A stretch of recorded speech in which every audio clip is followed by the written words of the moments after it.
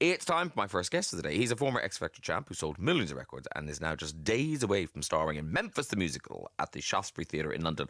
Matt Cardle is next. But first, our mood setter. It's the man himself belting out Amazing. I had to look inside this fragile heart of mine.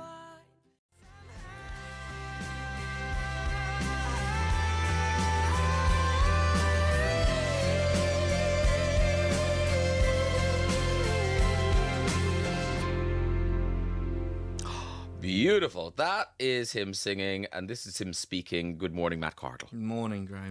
How are you? I'm very well, yourself? I'm very, very well. I'm going on holidays. You're about to start working very, very hard indeed. I am, yeah. Monday, you open in Memphis the Musical. I do. Now, I do. Have you ever done anything like this before? No, I've been on stage, all my life, but not in this capacity or format. It's not something I intended on doing either, but then neither was going on X Factor a few years ago. Yeah. I don't plan anything in my life. Things just kind of happen. But in school, were you not in a musical at school? Nothing? No, honestly, I've never spoken a word that wasn't that's from nuts. That is nuts. That the first time you're going to do this is playing the lead in a West End musical. Yeah, I want to fill people with confidence here. Do you know what I mean? Well, no, because you are very suited to the part. Yeah, do you know what? I mean, there's Huey Callhoun is downright goofy, and that's a side of me that is there and has been all my life, but it doesn't come out in my music because my music I take seriously, and it's about serious issues to do with myself.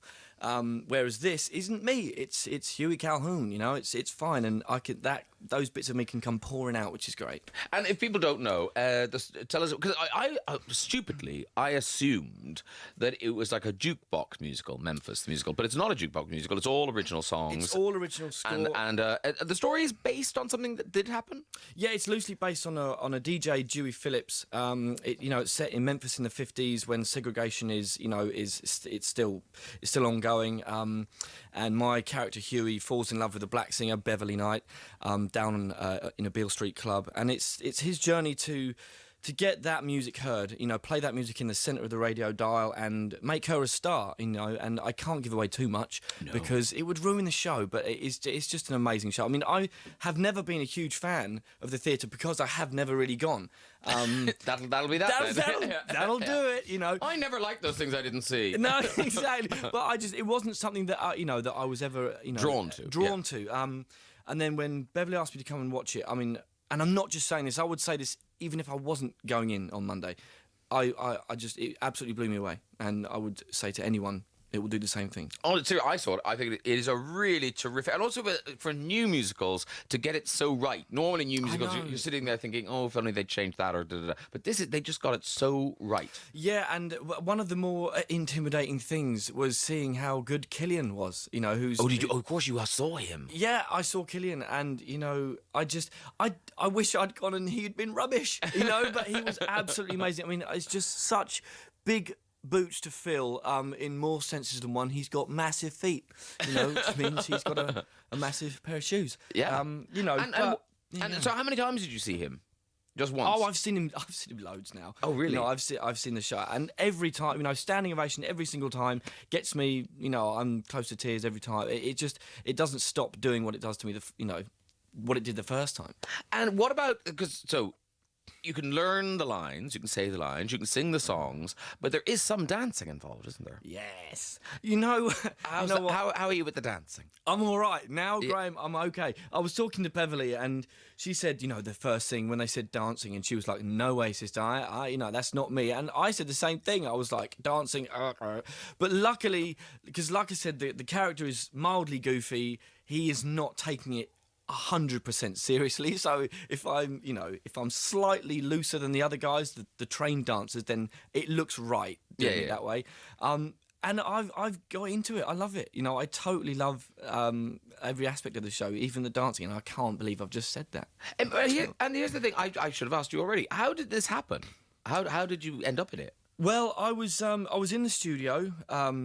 Working on my new album, which is out October, but I got a call from my manager who had just spoken to Beverley and said that they're looking for a new Huey, and would I come down and see the show initially, see if it's something I'd like. And I mean, I am such a fan of Beverley. It was just a huge honour that she'd even thought of me.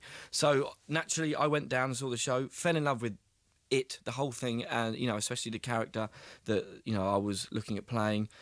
And then, you know, would I come down and read some of the script, and spoke to my mum. She was like, it'd be rude not to, you know. So I went down and, you know, and I said this to a couple of the people in the company the other day. I was like, you know, I said yes because I wanted to do it, obviously, but I'd said yes in my mind off the back of these 2 songs I'd learnt and these 2 pages of script. And then they were like, right, great. And then they handed me the script and I was like, what have I done? What have I done here? You know, but yeah, had you eat an elephant? Yeah. Bit by bit. And how long are you in it for? Do you know?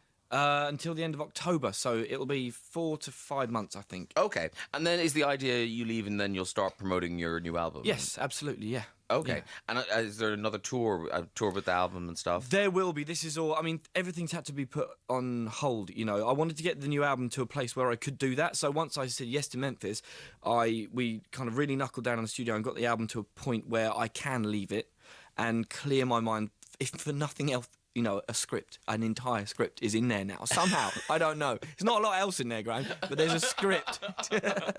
You know. Wow, and of course you don't get the weird thing about taking over is you don't get those previews, do you? You're on. Yeah. Yes. This is it. I mean, it is so cut and dried with, you know, Killian has finished his run and I'm in. I guess my first show is a preview for anybody that's going to come and see on the 6th. Yeah. But also the people on the 6th will be diehard Matt Cardle fans, won't they? I mean, I've seen a lot of my fans on Twitter saying that they're going to be there, which is kind of... It's nice, you know. We don't do the press night till the 16th, which is good because that gives me, you know, nice. 10 days in the show. Yeah, and that's good because you know it will. I'm sure it will be a very strange thing for you. Oh, totally. But to be honest with you, and people have been saying this to me for a while, and I haven't believed them, but I am now gagging for an audience because the show is so funny. And, you know, my character is hilarious. You know, not because I'm funny, but because it's been written so well. And, you know, we're doing these run-throughs and there's just like a couple of people, ha, ha, ha. It's like, and I've seen it, like, you know, last Friday night and everyone's like howling with laughter and I want that now, you know. And how's the accent, Matt? It's all good. It's all good. Yeah. Do you know what I mean? I've always messed about with accents and you know, regional accents, you know, here and there. But keeping it up for a whole 2-hour thing is going to be quite something. But then again, you learn the lines and you learn the accent with the lines. He's on it. He's on it. I've total confidence in Matt Cardle. He's joining the company of Memphis the Musical.from Monday, playing Huey Callhoun at the Shaftsbury Theatre. We'll more chat with Matt after a song from the show. This is the original London cast recording, so it's not him. Matt is not on this. This is Killian, Beverley, and the London cast with "Steal Your Rock and Roll."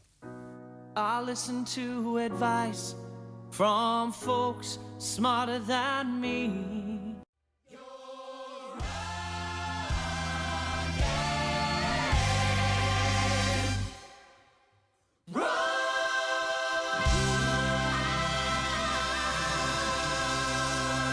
And the crowd are on their feet. Yeah, it's standing ovation.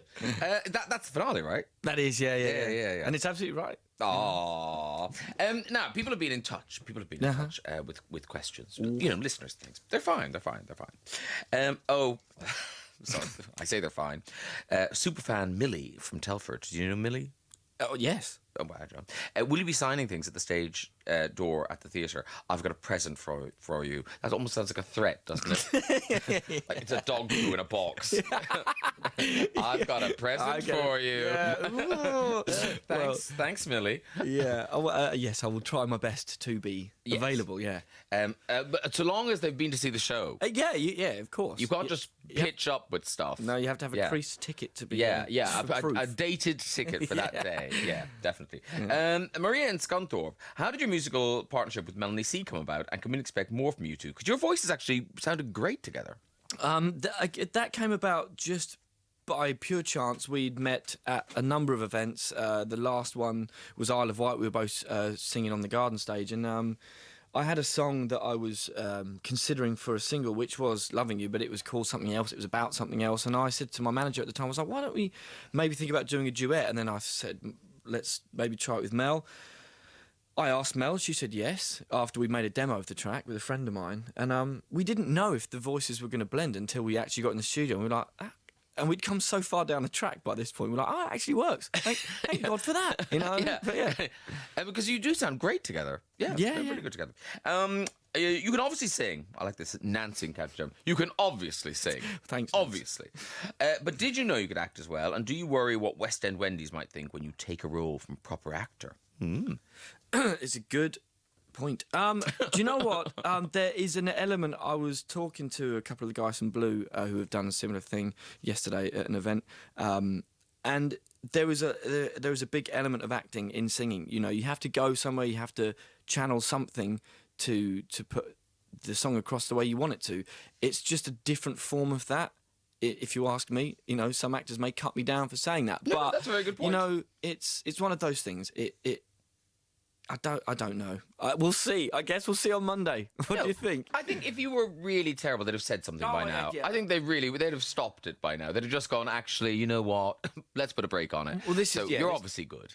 This is what people have been saying to me. It's time to have the confidence. You wouldn't have got this to this stage had you not had the ability. Yeah, so no, you I don't wouldn't. know. Russell in Halifax. When was the last time you saw/spoke to your X Factor mentor, Danny Minogue?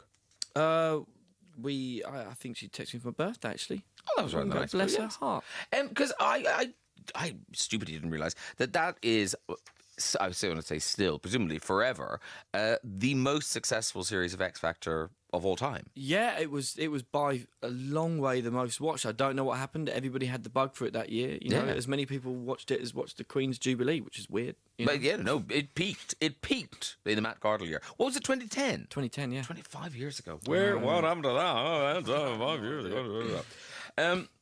What's been the biggest lesson you've learned from your rehearsals so far, Damien in Portsmouth? Get over yourself. Totally get over yourself. You know what I mean? No, there's no room for, I don't know, self-consciousness in the theatre or in any of this kind of stuff, because I'm a fish that's fallen out of the fish tank and onto the floor, and I'm in somewhere totally alien. Yeah. And look, everyone's so lovely there, and everyone's so supportive from stage management to the company. It's just amazing. But it's like, just get over yourself. You know, go for it. Be an idiot. You know, I have to play an idiot, you know. So at the initial stages, I was still very reserved, and I learned very quickly that it's worse. It's like when you turn up to a fancy dress party as Bond in a suit. It's like, come on, mate.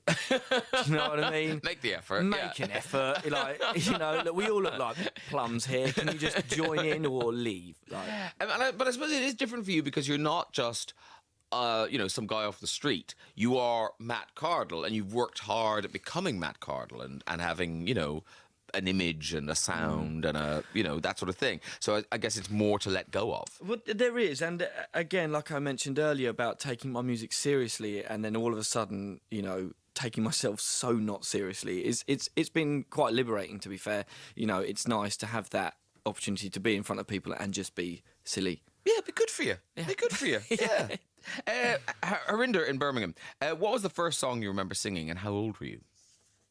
The one that I remember singing was probably the Thundercats theme tune. Whether we call it singing or just humming, I don't know. I mean, Dirty Diana by Michael Jackson was one of the ones that I first started actually really kind of singing. And how old were you then? Oh, 8, 7. Really? Did you put it in like a mini concerts in the sitting room? Were you one of those? Oh, children? No, I wasn't. I would just... No. I just had my dad's little Sony Walkman thing, and I was just wandering around the garden, probably in my pants, with a popsicle. People have exploded now. Who was the last person you paid to go and see perform? That's a very good question, Annie and Barnsley. Paid.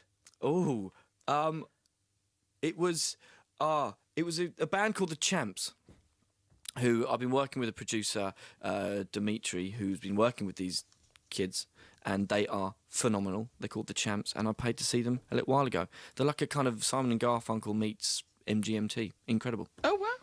Big shout out on the radio too. But now there's a bunch of X Factory things. I'll just pick a couple of these questions.